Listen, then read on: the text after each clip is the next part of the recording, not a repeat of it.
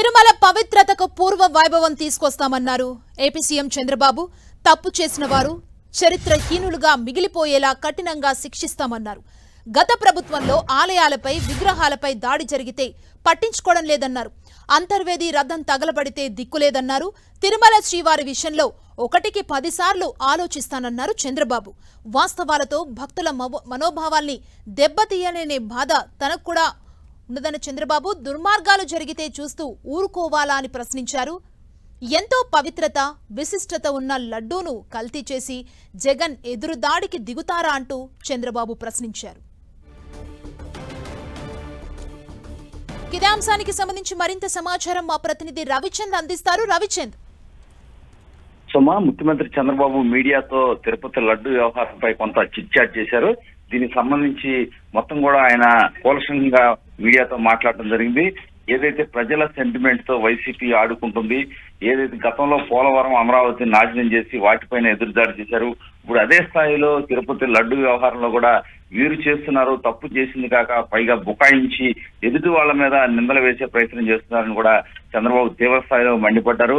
బాబాయ్ హత్య విషయంలో, అదేవిధంగా ప్రకాశం బ్యారేజీ బోట్ల విషయంలో కూడా ఇట్లాగే మాట్లాడుతున్నారు. వీళ్ళకి కొలంబియా నేరస్తుడు ఎస్కోబార్ టైప్ వ్యవహారాలు చేస్తున్నారని చెప్పి వీరిపై మండిపడ్డారు.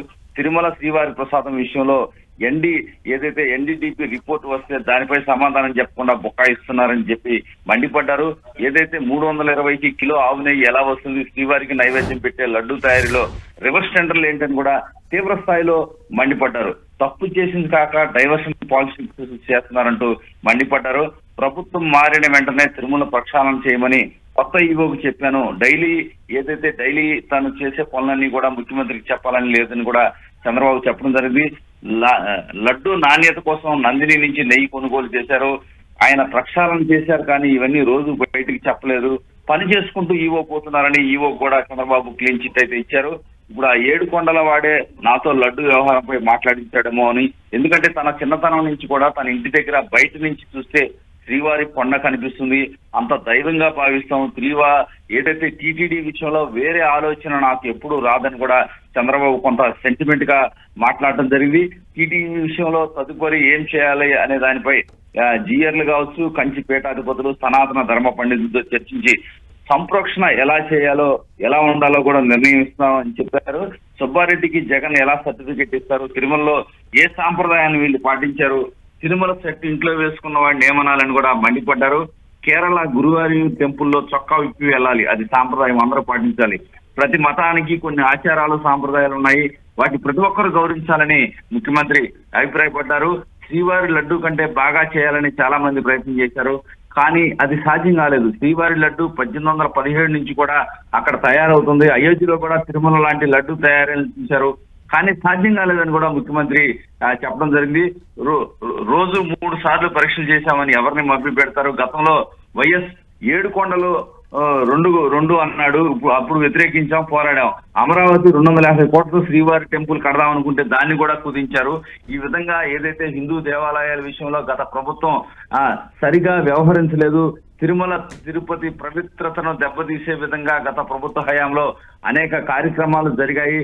ఎట్టి పరిస్థితుల్లో కూడా నేను నమ్మే దైవంగా భావిస్తాను శ్రీవారిని. మా ఇంటి దగ్గర నుంచి చూస్తే నేను చిన్నపిల్లప్పటి నుంచి కూడా ఏదైతే బ్రహ్మోత్సవాలు జరుగుతాయో ఆ సమయంలో ఒంటిపూట భోజనం చేసేవాళ్ళం. చిన్నప్పటి నుంచి ఆ భక్తి భావం నాలో ఉందని కూడా ముఖ్యమంత్రి చెప్పడం జరిగింది. ఎట్టి పరిస్థితుల్లో కూడా తిరుపతిలో జరిగే వ్యవహారాలు, గత ప్రభుత్వ హయాంలో జరిగిన ఏదైతే వ్యవహారాలని కూడా అపచారాలన్నింటినీ రూపు మాపేస్తాం. ఇప్పటి నుంచి కూడా ఈవోకు పూర్తి ఆయనకి స్వేచ్ఛనిచ్చాం, ఆయన చక్కగా పనిచేసుకుపోతున్నారు. అన్ని కూడా ఈ ప్రభుత్వం వచ్చిన దగ్గర నుంచి కూడా, కొత్త ఈవో వచ్చిన దగ్గర నుంచి అన్ని కూడా నెయ్యి విషయంలో కావచ్చు, అక్కడ జరిగే సేవల విషయంలో కావచ్చు, అన్ని కూడా ఏదైతే ఆచార వ్యవహారాల ప్రకారమే జరుగుతున్నాయని కూడా చంద్రబాబు చెప్పడం జరిగింది. ఏదేమైనా ఈ రోజు లడ్డు వ్యవహారానికి సంబంధించి కూడా చంద్రబాబు కొంత అయితే తన బాధను అయితే వ్యక్తం చేశారు. ఈ విధంగా గత ప్రభుత్వంలో చేయటం చాలా దుర్మార్గం అని చెప్పి కూడా తీవ్ర స్థాయిలో కూడా మండిపడ్డారు. అంటే తప్పు చేసింది కాక తప్పుని బొకాయిస్తూ ఎదుటి వాళ్ళపై ఆరోపణలు చేస్తున్నారని కూడా చంద్రబాబు మండిపడ్డారు. రవిచంద్ర, ప్రభుత్వం ఏం చేయబోతుంది ఈ లడ్డు అంశంపై ఇప్పుడు?